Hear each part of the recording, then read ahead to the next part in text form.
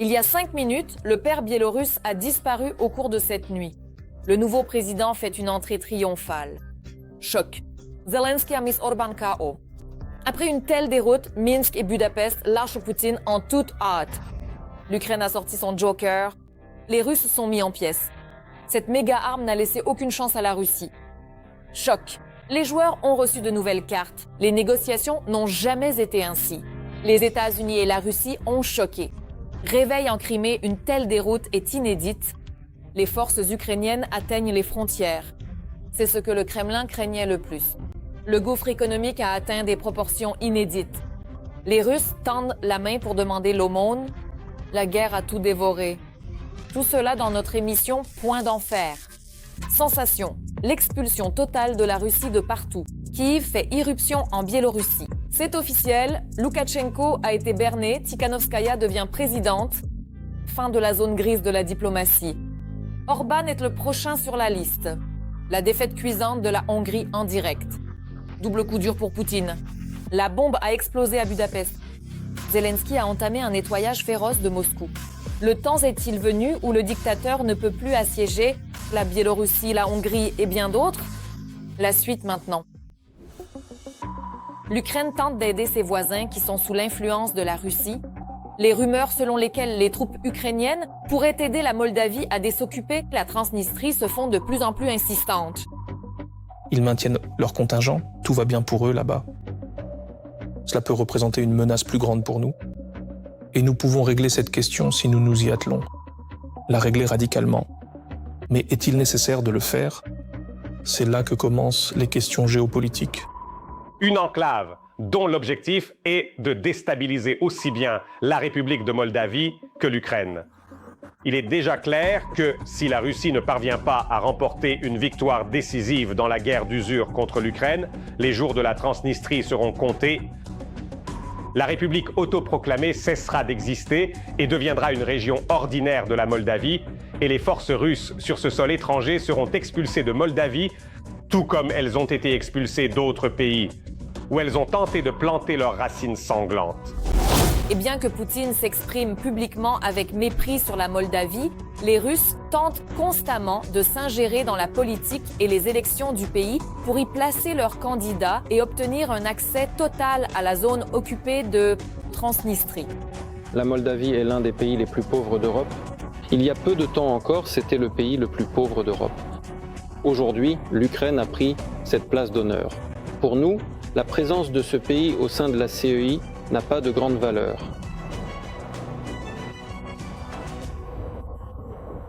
Ils ont besoin pour qu'ici, en Moldavie, il y ait vous voyez, une sorte de situation particulière. Crise Une demande politique pour un gouvernement de la Roumanie.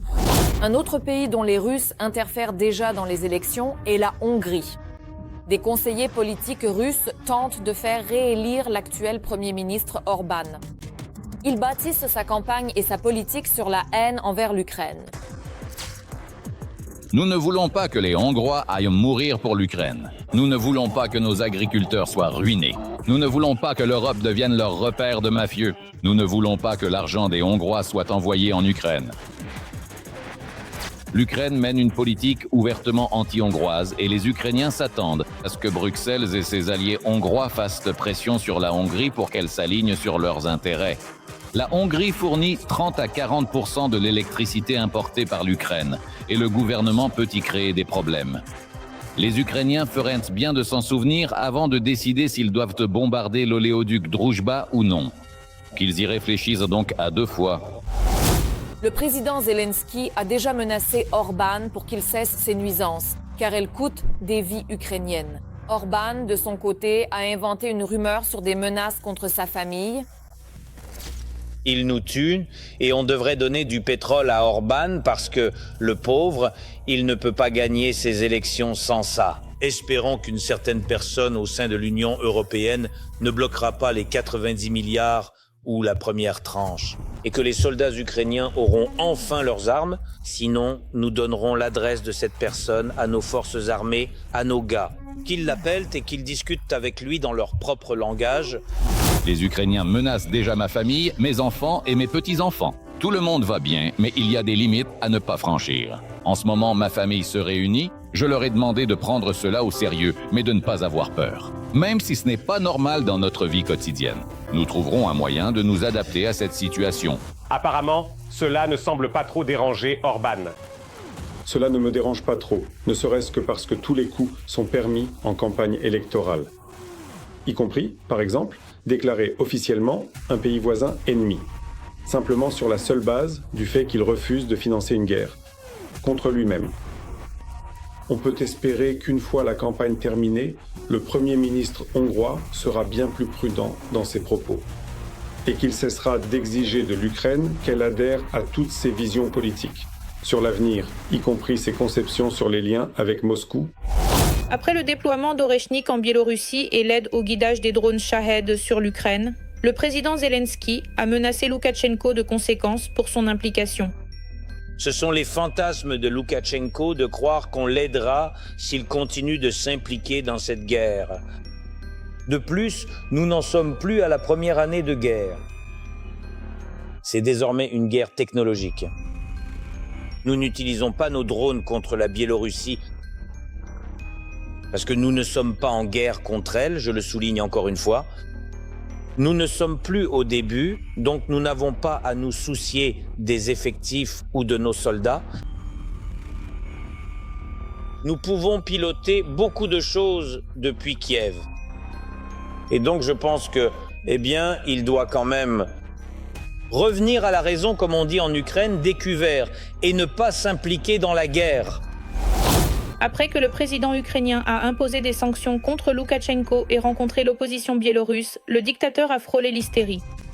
Comment faire avaler au peuple, via les journalistes ou d'autres, ces conneries, excusez-moi, que tout irait bien chez nous, mais que les sanctions de l'Ukraine nous gênent? Si certains y croient, ce n'est sûrement plus le cas des Biélorusses. Les Biélorusses sont des gens pragmatiques. Nourris-moi d'abord, et après tu pourras me raconter tes histoires. Habille-moi! Mais si l'on comprend que les Biélorusses eux-mêmes ne soutiennent pas le choix politique que Loukachenko a fait pour eux en usurpant le pouvoir, alors la pression exercée sur Moscou et Minsk pourrait tôt ou tard, de façon progressive, entraîner un changement de régime, ou du moins faire en sorte que Poutine ne puisse ou ne veuille plus aider Loukachenko. En cas de nouveaux mouvements de protestation en Biélorussie, après tout, Poutine n'a déjà pas aidé Bachar al-Assad ni Nicolas Maduro. La Russie s'affaiblit de jour en jour, et cela se ressent surtout dans les pays où les troupes russes ou l'argent du Kremlin ont réussi à s'infiltrer. Et peut-être que bientôt, les peuples de ces pays pourront reprendre ce qui leur revient de droit. Urgent, terrifiés, les Russes jurent de tous les noms en voyant les nôtres détruire leurs usines. Ces frappes en profondeur ont dépassé toutes les attentes. Échec et mat Poutine, un aller simple. C'est à voir absolument. Des drones dont l'action donne le frisson. Cette création d'ingénieurs ukrainiens fait trembler Poutine, cloîtré dans son bunker jour et nuit. Un début fracassant. Nos prédateurs s'apprêtent à donner le coup de grâce. Quelles conséquences pour le Kremlin? Réponse dans un instant. La ville russe de Toula, à près de 500 km de la frontière ukrainienne. Une usine de cokéfaction est en flammes. Mais qu'est-ce que c'est que ça?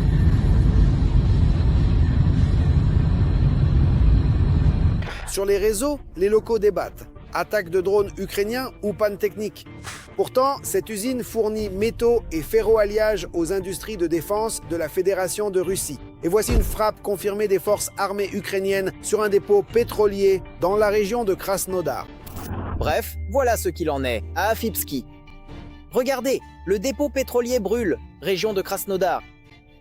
Après l'impact, l'incendie s'est déclaré simultanément sur 3 sites du dépôt pétrolier. Le complexe pétrolier de Tikhoretsk est l'un des plus grands points de transit du sud de la Russie. Plus tôt, Gazprom a annoncé que les 10 et 11 mars, des stations de compression ont été attaquées. Rouskaya, Beregovaya et Kazachia, qui alimentent les gazoducs Turkstream et Bluestream. Le transport de gaz vers la Turquie par l'un ou l'autre de ces gazoducs sera interrompu et c'est au fond un coup particulièrement difficile, il faut le dire, porté aux revenus du gaz russe qui sont déjà en baisse. La veille, les forces armées ukrainiennes ont mené l'attaque sans doute la plus massive de ces derniers temps. des missiles Storm Shadow ont frappé l'usine Kremny-L à Bryansk.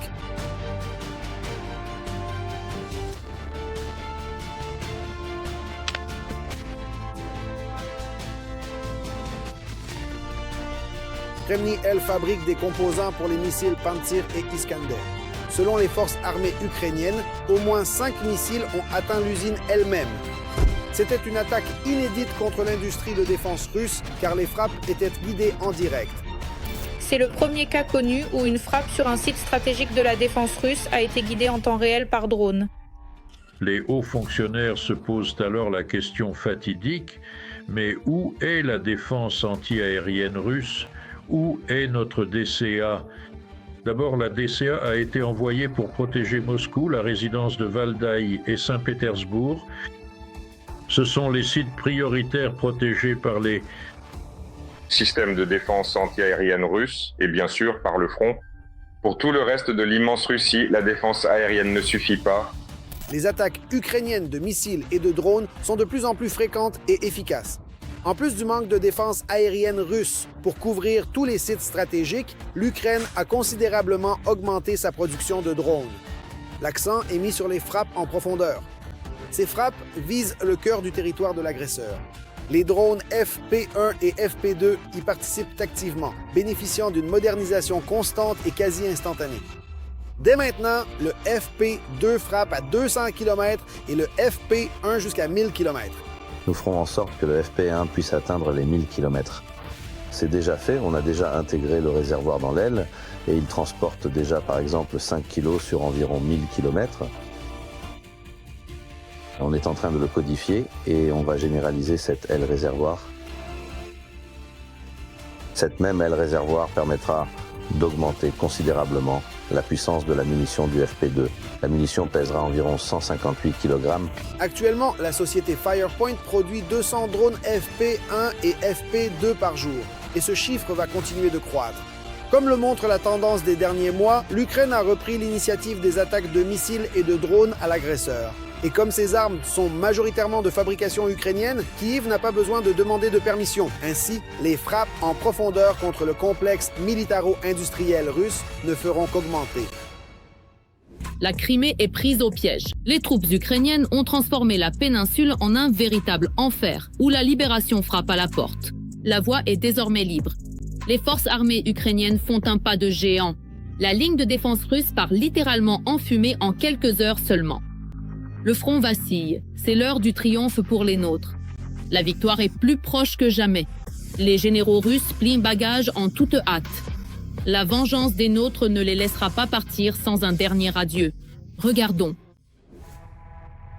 Les forces armées ukrainiennes déjouent les plans des Russes.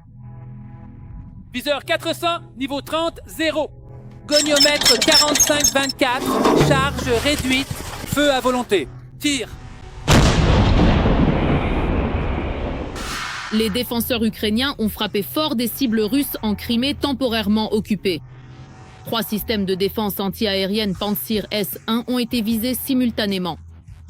Et une unité de tir mobile ennemie a été totalement neutralisée.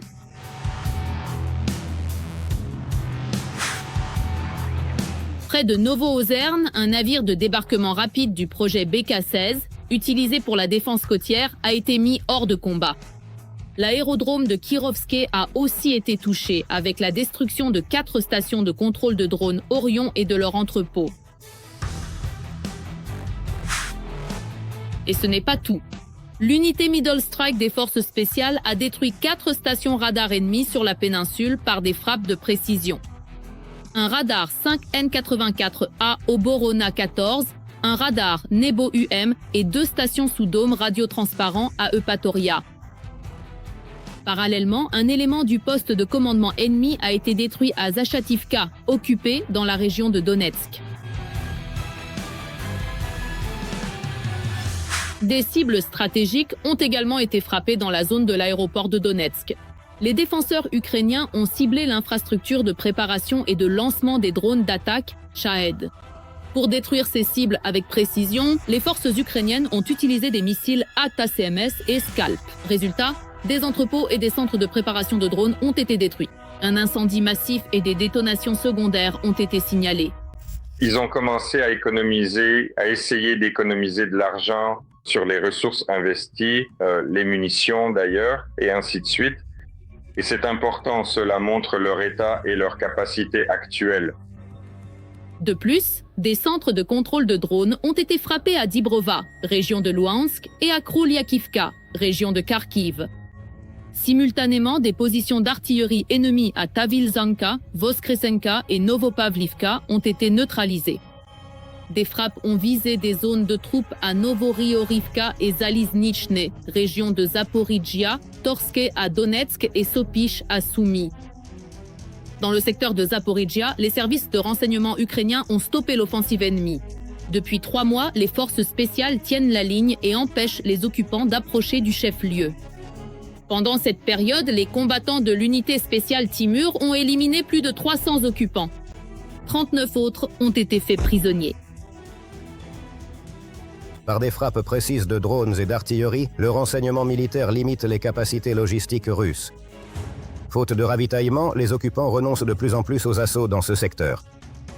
L'action des forces spéciales a permis de stabiliser la défense sur des lignes avantageuses et de sécuriser Zaporijia. Parallèlement aux frappes, les forces de défense reprennent des terres ukrainiennes. Dans le sud du pays, jusqu'à 435 km² de territoire ont été repris à l'ennemi.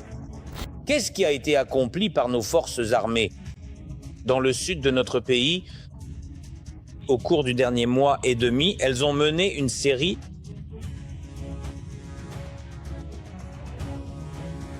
d'actions cruciales pour la défense et dans certains secteurs pour l'offensive. Ces actions visaient exclusivement à contrecarrer les plans de la Fédération de Russie. Nous estimons avoir repris avec succès le contrôle d'environ 400 à 435 km.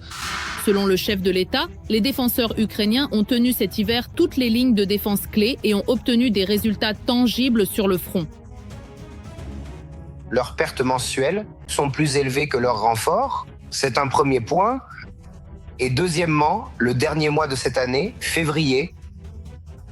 Ainsi, la superficie des territoires qu'ils ont capturés par rapport à ceux repris et occupés par nos unités et nos troupes, eh bien, chez nous, c'est plus important, ça dépasse. Pourtant, malgré des pertes colossales à l'arrière comme au front, les plans du Kremlin restent inchangés. Moscou ne renonce pas à ses ambitions et, comme auparavant, mise sur une offensive printanière. L'objectif principal des occupants est l'est de l'Ukraine.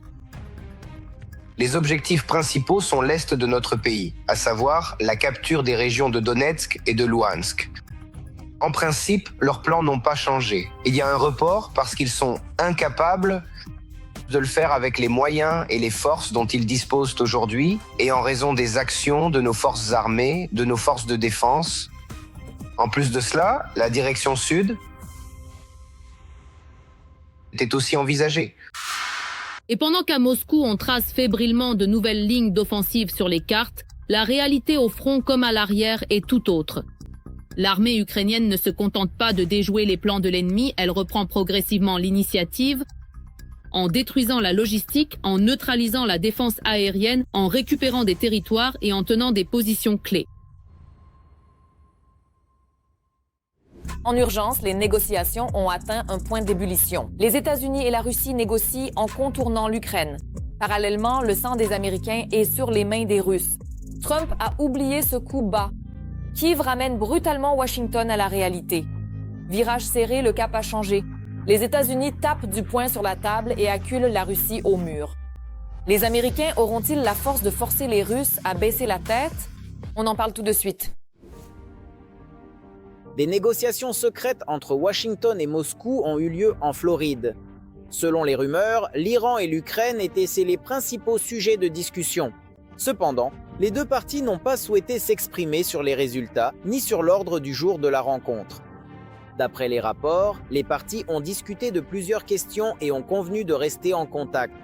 Les pourparlers ont été constructifs, selon le représentant spécial des États-Unis Steve Witkoff, confirmant sa thèse récente selon laquelle les délégations se rapprochent d'un moment décisif dans les négociations. Je suis quelqu'un de logique. Le président Trump réussit à régler diverses affaires dans ces circonstances précises. Et il en parle. Cela a pris plus de temps qu'ils ne le pensaient. Mais nous voyons des signes que les deux parties sont déjà fatiguées. Et j'espère que nous sommes au début d'un tournant décisif. On sait que la partie russe aux négociations était dirigée par l'envoyé spécial du président Poutine, Kirill Dmitriev. Selon les experts, l'un des sujets de discussion pourrait être l'aide de la Russie à l'Iran. En transmettant des données de renseignement satellites, Moscou a guidé les frappes de missiles de Téhéran contre des bases américaines.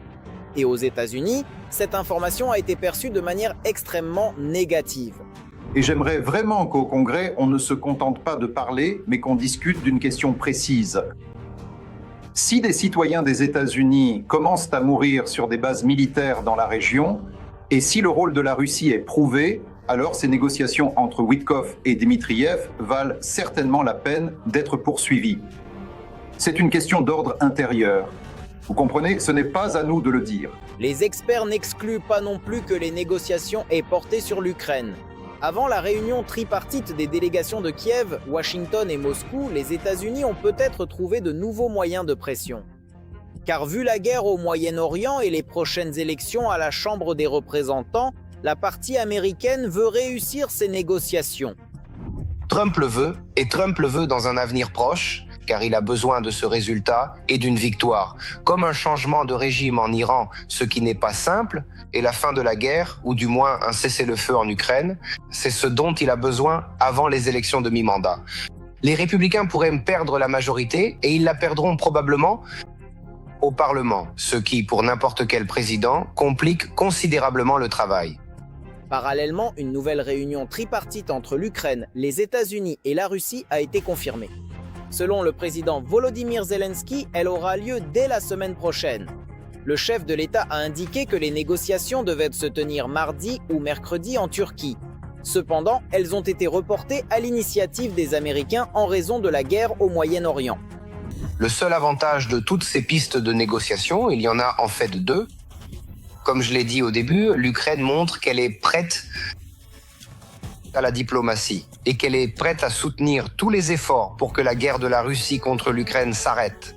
Et le deuxième aspect, c'est que nous essayons de maintenir le soutien des États-Unis d'Amérique. Un autre avantage des négociations est qu'on a réussi à débloquer l'aspect humanitaire. Un échange de prisonniers est en cours. Personne ne se risque aujourd'hui à prédire les résultats de cette nouvelle rencontre.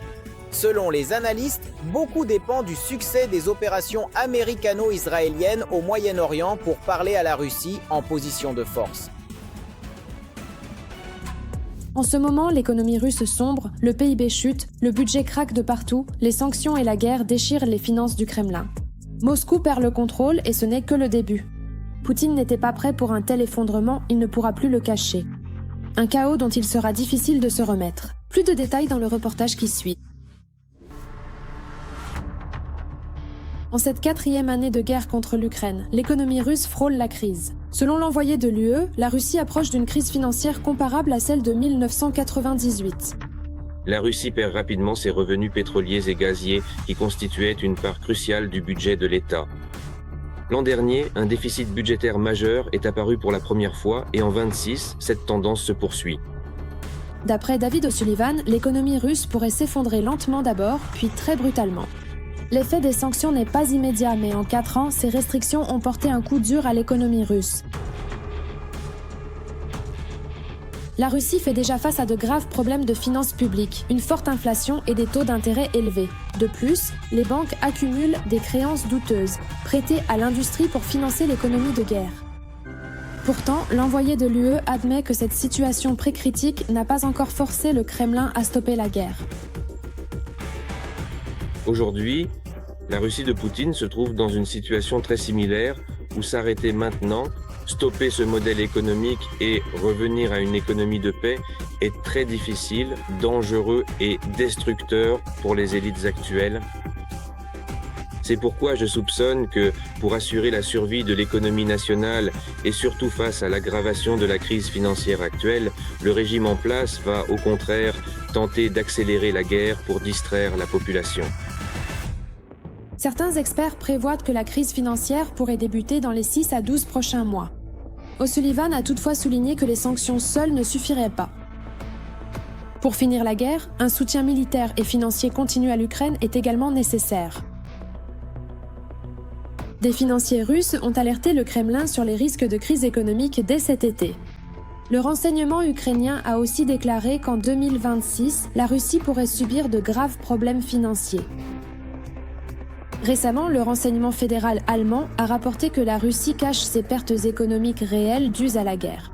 Selon leurs estimations, le déficit budgétaire de la Russie en 2025 s'élevait à environ 103 milliards de dollars. De plus, les sanctions ne touchent pas seulement le pétrole et le gaz. Elles touchent des communications économiques, ce qui limite par conséquent la possibilité de commercer sur les marchés extérieurs, limite la possibilité d'acheter tel ou tel produit d'importation, des composants, du matériel, des machines-outils, certains types de technologies et ainsi de suite. Et tout cela réduit l'efficacité de l'économie. Tout cela augmente le coût de ces machines, composants et marchandises qu'il faut acheter via des pays tiers en utilisant des circuits spéciaux et ainsi de suite. La dégradation de la situation économique s'explique par plusieurs facteurs. Les sanctions occidentales, la chute des revenus du pétrole et du gaz, ainsi que l'explosion des dépenses de guerre contre l'Ukraine. Mais bien sûr, le Kremlin assure que l'augmentation du déficit et la baisse des revenus sont des difficultés de routine. Le porte-parole du président de la Fédération de Russie, Dmitry Peskov, a déclaré que ces problèmes pourraient soi-disant être résolus grâce à la stabilité macroéconomique. Mais c'est loin d'être la vérité. C'est tout pour moi. C'était Darina Utskalo avec vous. Encore plus de nouvelles d'enfer dans notre prochain numéro. En attendant, n'oubliez pas de vous abonner et de mettre des j'aime. À bientôt.